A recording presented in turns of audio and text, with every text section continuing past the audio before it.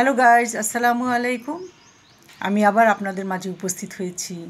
আজকে আমি আপনাদেরকে আমার একটা অভিজ্ঞতার গল্প শোনাব, বাস্তব গল্প। আমরা একটা বাসায় ভাড়া ছিলাম। তখন আমার মা ছিলেন আর আমরা ভাই বোনরা। বাসাটা খুব সুন্দর, চতুর্দিকে বেশ উঁচু করে ওয়াল দেওয়া, বড় একটা উঠান, বড়ই গাছ আছে, সব আছে। সামনেই বাড়িওয়ালার বাসা ছিল। শুনেছিলাম বাড়িওয়ালা নাকি কি এক কারণে জেল হাজতে আছে, এতটুকুই শুনেছি, এর বেশি কিছু শুনিনি। একদিন হঠাৎ করে আমার রাত 3টার দিকে ঘুম ভেঙে যায়। ওয়াশরুমে যাব, হঠাৎ করে একটা আওয়াজ পেলাম, বাঁচাও বাঁচাও। আমি আওয়াজ শুনে থমকে গেলাম। ভয়ে আমার শরীর সম্পূর্ণ ঠান্ডা হয়ে গেল। ভেবেছিলাম ডাকাতরা এসেছে মনে হয়, কারো বাসা ডাকাতি করতে, সেই জন্য মনে হয় মানুষ এইভাবে চিৎকার দিচ্ছে। সকালে উঠে মাকে বললাম, মা জানো, রাত্রেবেলা না আমি এরকম একটা আওয়াজ পেয়েছি। মা বলল, ঘুমের ঘরে কী শুনতে কী শুনেছ, এরপরে আওয়াজটা পেলে আমাকে বলো। ঠিক আছে। পরের দিন আমি আবার রাত 3টায় আমার ঘুমটা ভেঙে যায়। হঠাৎ করে আমি এই আওয়াজ শুনতে পারি।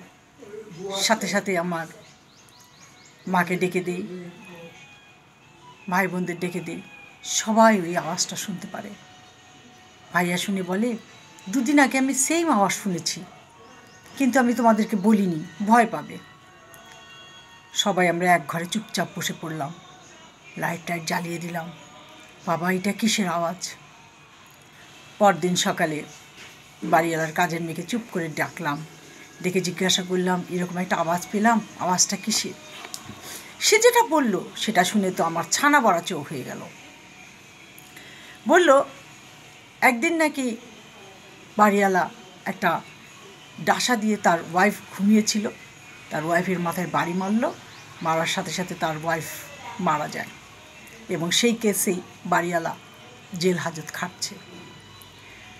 তার মাথার থেকে যে মগজ টগজ বেরিয়ে গিয়েছিল সেগুলো এই পিছন দিকে পুঁতে রাখছে, আর ওনার লাশ পুলিশ আসলো, নিয়ে গেল, তদন্ত হলো, ইত্যাদি ইত্যাদি, যা হয় আর কি। যাই হোক, তখন বললাম যে এরকম আওয়াজ হয়।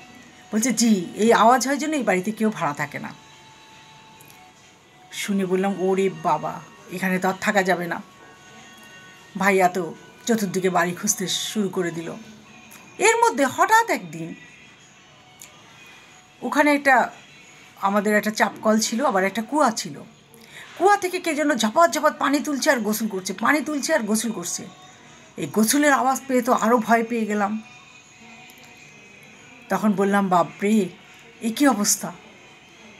2 দিন 3 দিন 4 দিন, ঠিক রাত 1:30 বাজলে কুয়া থেকে ঝপাত ঝপাত করে পানি তুলে গোসল করে, আর 3টা বাজলে সে বাঁচাও বলে চিৎকার করে। যদিও এটা শুনতে অবিশ্বাস্যকর মনে হবে, কিন্তু এটাই সত্য। আমি আমার অভিজ্ঞতা থেকে বলছি। আমি নিজের কানে শুনেছি, অন্যের কানে শোনাকে আমি বিশ্বাস করতাম না হয়তোবা, কিন্তু নিজের কানেই শুনেছি। তাই বলছি যে পৃথিবীতে ভূত বলে কিছু নেই, এটা সত্য, কিন্তু এই ধরনের গায়ে আওয়াজ আছে, এটাই বাস্তব। যেমন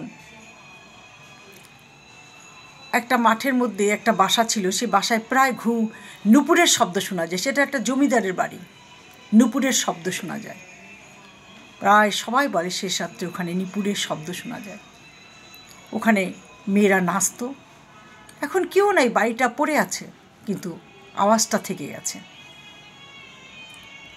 যাই হোক, আমার এই গল্পটা আপনাদের কেমন লাগলো জানি না, তবে যদি ভালো লেগে থাকে তাহলে এটা বেশি বেশি সাবস্ক্রাইব করুন এবং বেল বাটনটা টিপিয়ে দিন।